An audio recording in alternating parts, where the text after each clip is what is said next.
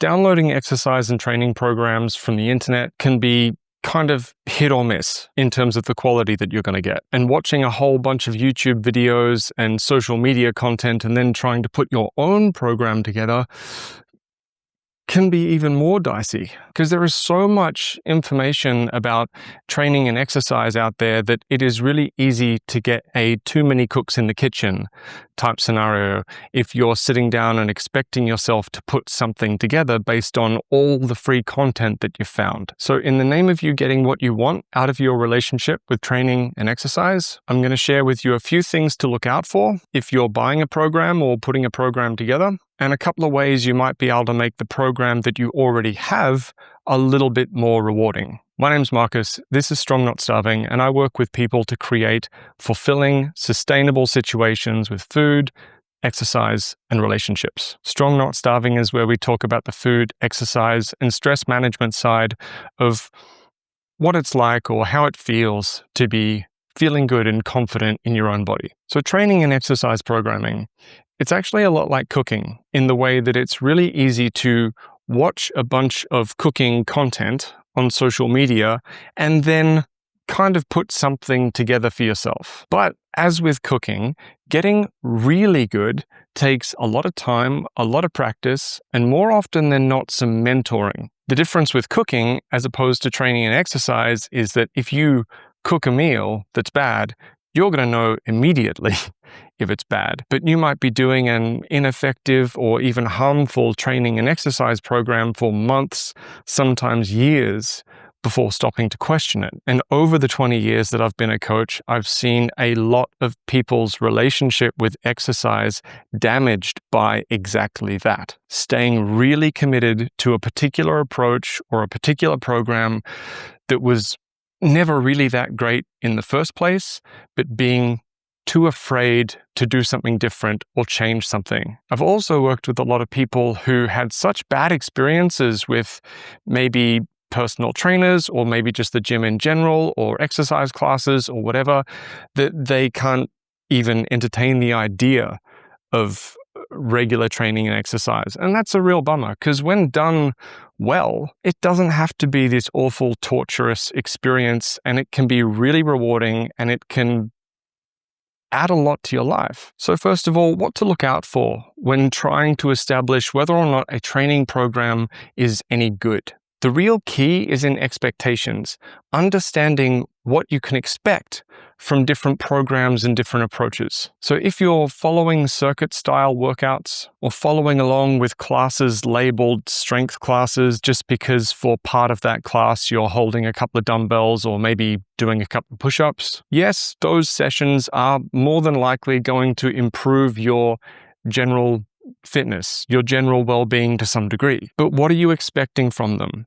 What have you been promised? Because if your goal is just to get in the gym or move a little bit better or get your heart rate up for a few minutes, that's fine. Improving your resting heart rate, improving your general well-being, doing some exercise or some movement with some friends, awesome. If that's the case, if that's what you're looking for, then do whatever you want that is safe and accessible and sustainable, and don't let anyone discourage you.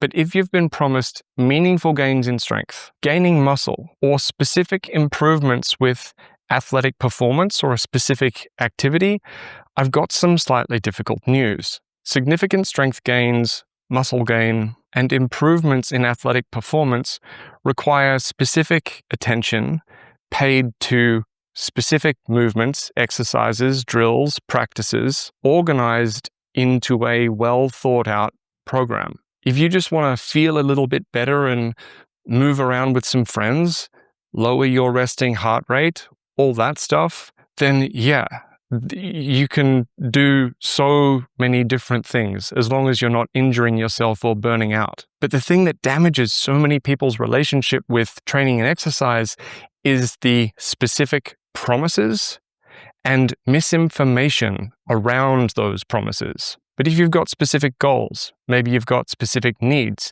maybe you're looking for a specific experience, maybe you're highly stressed, maybe you're sleep deprived, maybe you're navigating a complicated relationship with food and body image, the fastest way to a fulfilling, sustainable experience will be mentoring and coaching from someone who's already been through the decades of trial and error and education for you. Shameless plug, I'm one of those people, helping you succeed with this stuff while being smart about your relationship with food, body image, and the important people in your life. That's my full-time job. So if you have questions, or if you're struggling, or if you want to know what any of this might look like for you personally in your unique situation, visit strongnotStarving.com and reach out to me if you have any questions. But a few key points for how to make the most out of a program that you might already have. Number one, keep it simple. Unless you are an elite athlete, making progress is not going to be about more complexity. Number two, focus your time and energy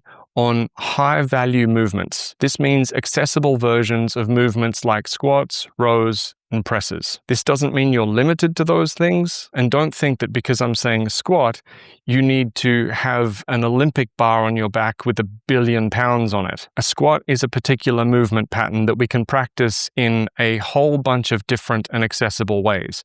So no matter where you're at in your journey, movements like this can be really important and really high value if you're looking for where to invest your time and energy. Same things with row movements, pulling movements, and pressing movements. This doesn't mean you're limited to bent over rows, bench press, and squats. It means understanding these particular movement patterns and incorporating them in terms of your programming, your sessions, and where you're investing your time. Why I'm saying this is because including a handful of squats or pressing movements, then spending the rest of your time doing 9 different kinds of lateral raises, 6 different glute abduction exercises, and a ton of random classes might not help you if you have some specific goals in mind, particularly if you want to get stronger. Finally, understanding the difference between intensity and effort is crucial. Intensity is about how close you are to expressing the maximal amount of force you're able to exert in a particular movement. Or to put it another way, how close you are to expressing maximal strength, maximal speed, or maximal power. This is all relative, of course. My max speed is going to be very, very different to an Olympic sprinter's max speed.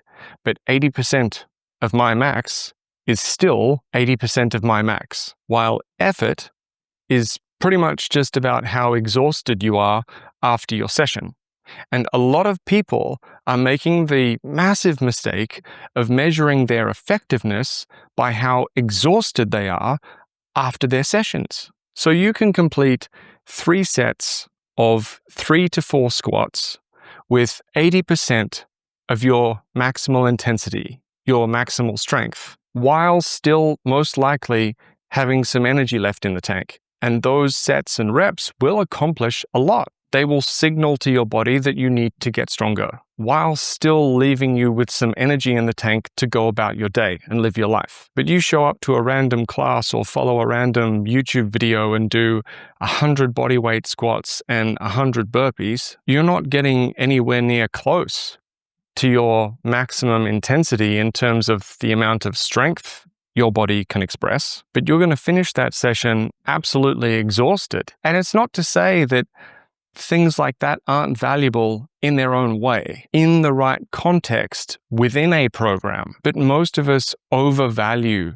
that kind of effort while being completely disconnected from this idea that intensity and effort are separate and that we can get a ton of really important benefits from higher intensity with a more moderate effort, which again leaves you with a little bit more soul in your body to go and live your life. And whenever I say progress, when it comes to training or exercise here, I mean feeling stronger, feeling fitter, having more energy, sleeping better, moving more confidently, being able to rise to the occasion if a piano falls on granny. One thing I will always discourage is looking at the scales and in the mirror for progress. It's not to say that if those changes happen, you can't feel good about it, but if that's the way you are evaluating your progress, and if that's where your attention is every day, that's a really fast way to ruin your day. It's a really fast way to get really down on yourself and really frustrated really quickly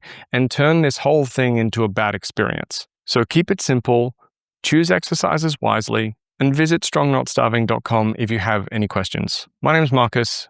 This is Strong Not Starving. I'll see you next time.